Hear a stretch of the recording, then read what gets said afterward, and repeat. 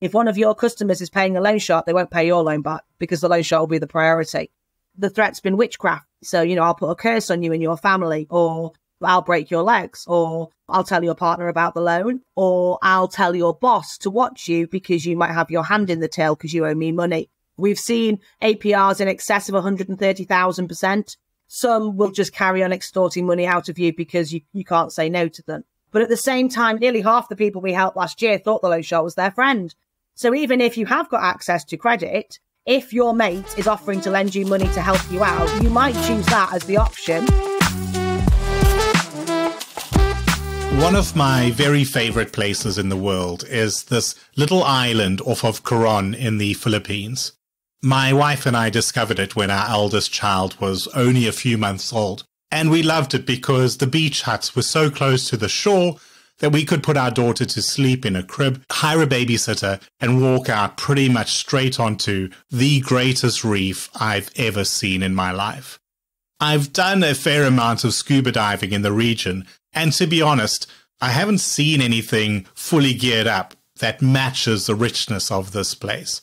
We've swum through those giant balls of baitfish. We've seen barracuda, squid, cuttlefish right up close, turtles, little stuff too, clams, nudibranches.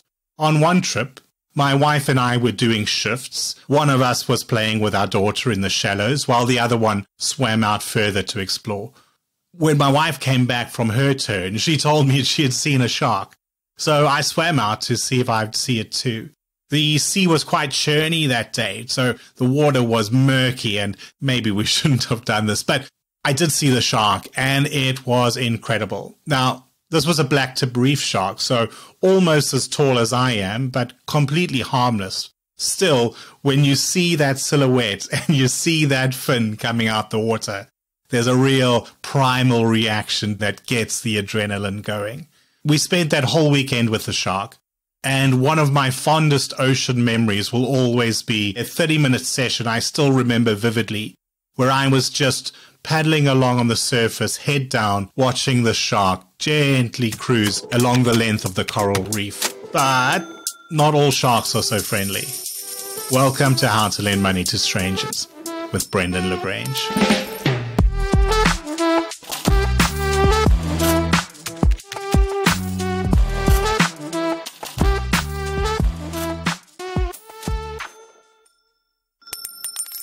Kath Wohlers, this show is called How to Lend Money to Strangers, so clearly I love a longer than normal name that explains exactly what something does. So let's start right there.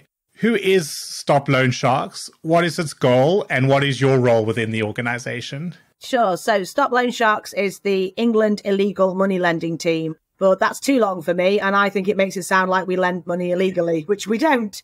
What we do is Stop Loan Sharks. So we are an English-based team funded through the Treasury from a levy that's on the legitimate credit industry. There's about 60 of us in the team. And we identify, investigate and prosecute loan sharks. But at the same time as doing that, we want to support the victims and communities who are affected by illegal lending. And also, where we can, stop people from using loan sharks in the first place. So very much kind of a team of two halves. We've got investigators who go out arresting the bad guys. And then the team that I manage, we do victim support, witness support, lots of prevention work, and just trying to raise awareness and say to people, this is what a loan shark might look like in your community. This is why you need to avoid them. This is what else you could do. Yeah, I've worked in lending for 20 odd years now, and we've always had loan sharks as kind of a caricature of something that's out there, but I don't think I've ever actually explored the topic. So I'm really interested to get into that. When I lived in South Africa, you'd often see on lampposts these colored printouts that somebody had made at home offering cash loans, no credit checks, and kind of a number to WhatsApp.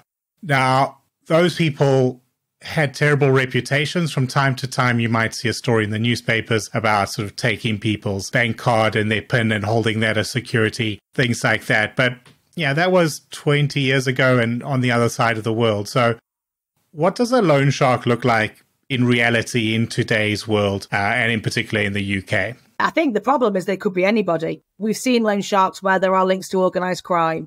So where they're almost laundering the money from other criminality through the community by giving it out in loans.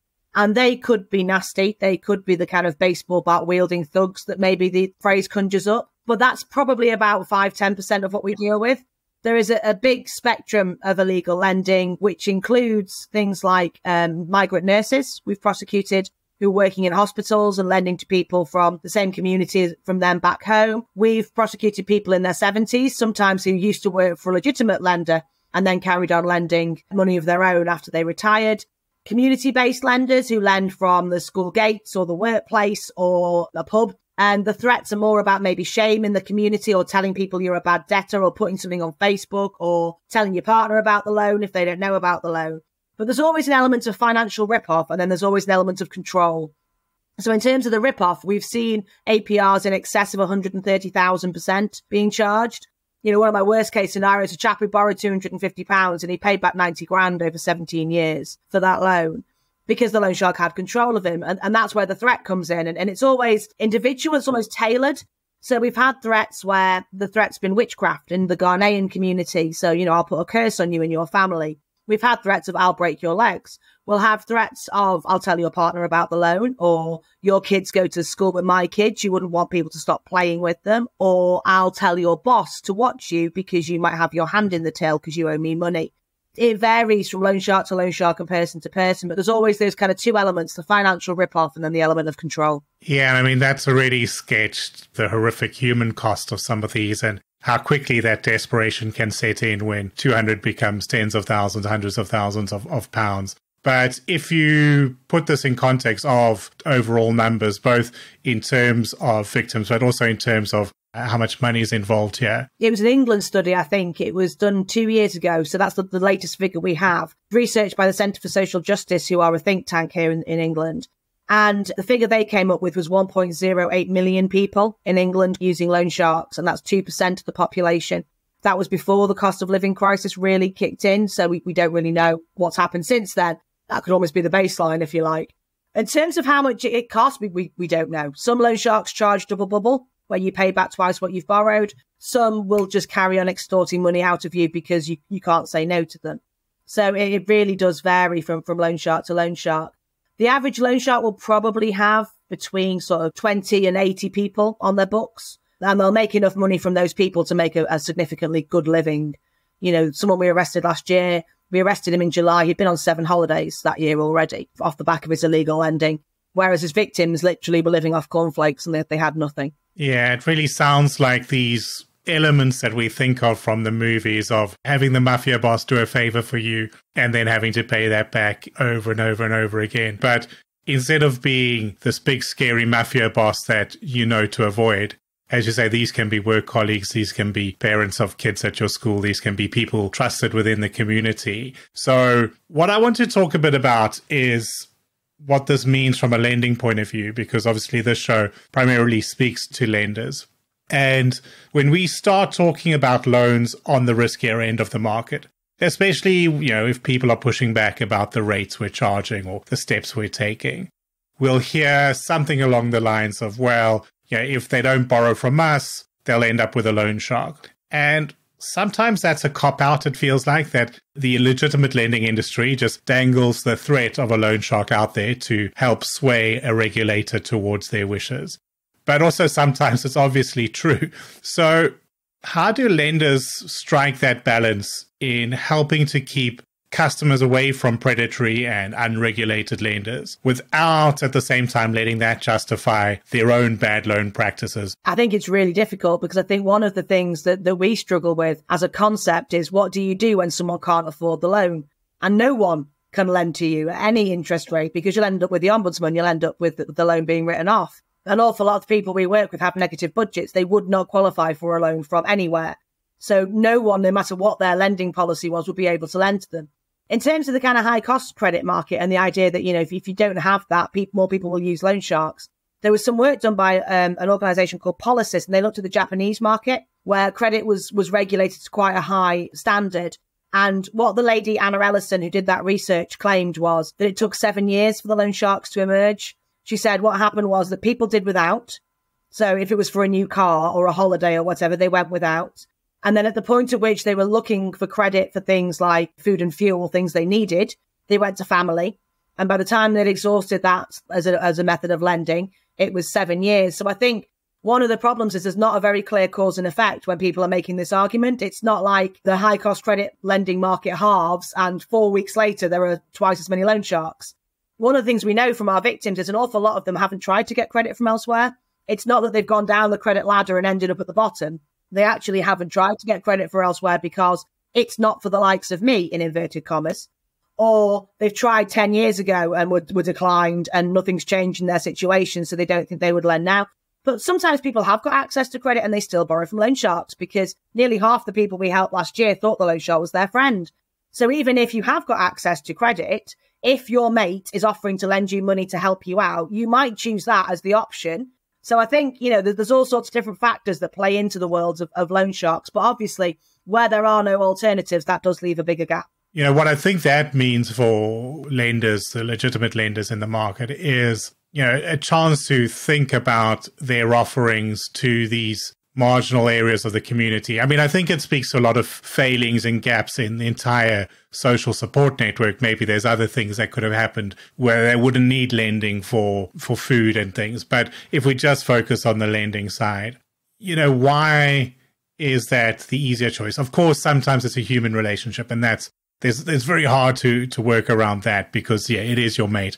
Or it is this person in the community you've known in some sort of role for 20 years. It's very hard to work around that. But are the lenders doing enough to create an approachable face for all these customers where we don't have this sort of big, intimidating, marble-fronted bank building that you feel like you need a suit and tie to walk into anymore?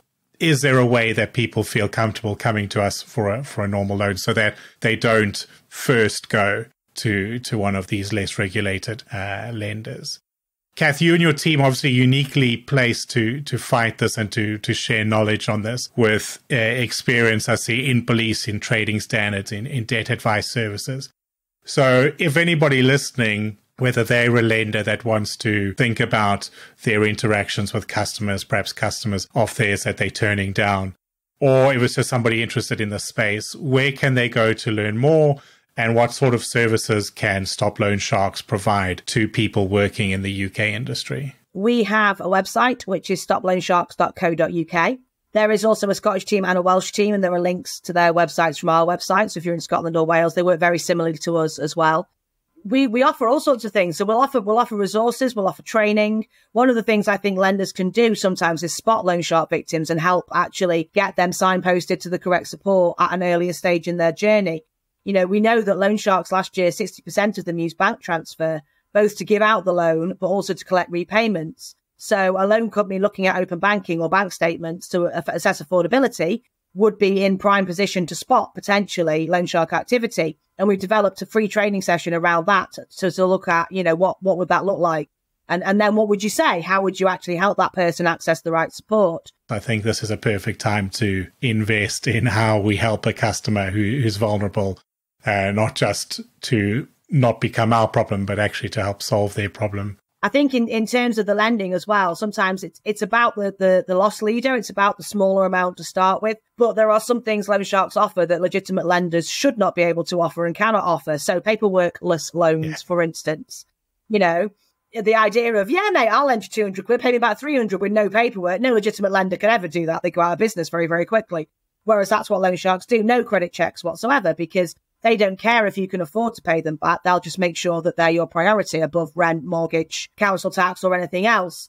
So there's areas where I think regulated lenders can never fill the gaps that loan sharks offer. But I do think they could help maybe spot loan shark victims and help us with that kind of prevent message. The idea that, don't borrow from a friend, buyer beware, be a bit careful, Obviously, friends do lend friends money. Yeah. And if you went to school with someone 20 years ago and you were their bridesmaid and they were godmother to your children, but if it's someone at the school gates whose surname you're not quite sure of and you don't know what the husband does for a living, or anything else, and why are they taking a risk lending you money? What's in it for them?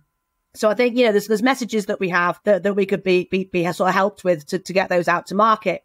The other thing we do is we run social media campaigns at least 3 times a year. We've got Stop Loan Sharks Week in May this year, and then we'll have a back to school campaign because school uniform can be a big trigger for loan sharks, and then a Christmas one as well.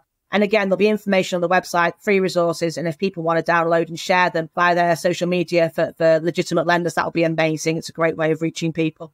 So there's lots of help I think the industry can give us, and we're here to help as well, because fundamentally, if one of your customers is paying a loan shark, they won't pay your loan back because the loan shark will be the priority. So I think we can have like a mutually beneficial relationship. Yeah, and I'll put those links and contact details in the show notes. I think, I've spoken to several people in the open banking credit scoring space. I know some of them quite well, actually. So maybe I'll have a little word with them and see about building scores that pick up these sort of behaviors in an automatic way. We often forget about that side of things once we screen a customer. We're seeing, are they qualifying for my loan, and yes or no, and move on. But maybe there's other things we can be doing for customers since we have their data and since we have these tools. That's one thing I'll pick up. I think the other thing just worth reiterating here is the complex nature of this friends and lenders within the community space, because when I was still at the credit bureau looking over the industry numbers, during COVID, we became a weekly pulse survey of people's attitudes to their finances during the heat of those lockdown months, the most sort of intense period of time there. And we asked them, how are you going to make ends meet if you're working in one of these industries that are shut down? And I forget now exactly where it fitted in, but in the top 3 consistently across demographics was friends and family. It is naturally where you want to turn to, and probably, we'd expect family first, but the next level is friends. Kath, I want to see if we could maybe end on a bit of a happy ending, though. As you said up front, you've been very successful in prosecuting these cases and bringing some of the perpetrators to justice. I'm sure it's incredibly difficult to hear on a daily basis these sort of human stories from the victims, but have there been situations that you can talk to where you've been able to bring resolution and sort of some positive cases from the work you've done? Yeah, definitely. And from the outside looking in, for people who don't work in the sector, it's just money. But actually, we know working in the sector, don't we, that money's the root of lots of things. Money can underpin good or bad relationships. Money can underpin good or bad self-esteem. It can underpin so many things in people's lives. The gentleman I mentioned who borrowed £500 and paid back 90 grand over 17 years, loan shark was arrested. Loan shark was sent to prison. And we met up with him 6 months later, and he honestly looked 10 years younger. And he was talking about, he was taking his kids on holiday for the first time. He had stopped taking a calculator to the supermarket because he was on such a limited budget while he was paying the loan shark. And he just looked lighter, physically lighter. And we see that so many times. I sit with witnesses sometimes when we're waiting in court, and they're terrified to go and give evidence, and they come out and they're so relieved. It gives people such a sense of closure that they've actually stood up to someone. And they've actually been able to put their story across. They've been believed, and there has been an outcome. We get people who are willing to do press and go and do warnings for other people, which always astonishes me. But they get a real sense of, I want to give back now. I want other people to be helped by my story. It does make it all worthwhile. And it's not just about money. It's about so much more than that. Even more incentive for lenders to think about how they can make that right. It's not just the stress of financial situations, but it's that stress has come almost by definition when the person was already right near rock bottom. Of course, there are some people who accidentally turn to a loan shark, as you say, when there were other options available. But a lot of people were already in a difficult place, and this has made it even more difficult. So, being able to resolve that is kind of one of the best things we could do as lenders. So, stop loan sharks. As I said, we'll put the links to that, but encourage everybody in the lending space to head on over. Do you know, is there a global organization or other ones that you know of in the US and Canada too? I know credit's regulated at state level in America, so there's probably lots of different ones. They're looking at it in Canada. We had some conversations with Canadian law enforcement about 6 months ago. So I think it might be kind of emerging in Canada as a priority. One of the things we found in England is if you don't go looking for the intelligence, it doesn't flow in. So, you need to be actively looking for that intelligence. People don't walk into a police station and say, help, I'm the victim of a loan shark. So I think it is definitely emerging in Canada as a law enforcement priority. We get contacted all the time by people from across the world saying, look, can we come and talk to you about how you do it in the UK? But there isn't a kind of overarching body as far as I'm aware. Perfect. Well, Kath Wohlers from Stop Loan Sharks, thank you so much for your time today. Incredibly important work and something that we should all be thinking about within the industry. So thank you for your time today. Thanks for having me. And thank you all for listening. Please do look for and follow the show on your favorite podcast platform and share the updates widely on LinkedIn. Plus, send me a connection request while you're there. This show is written and recorded by myself, Brendan LaGrange, in Brighton, England. Show music is by I Am Wake, and you can find show notes and written transcripts at www.howtolendmoneytostrangers.show. And I'll see you again next Thursday.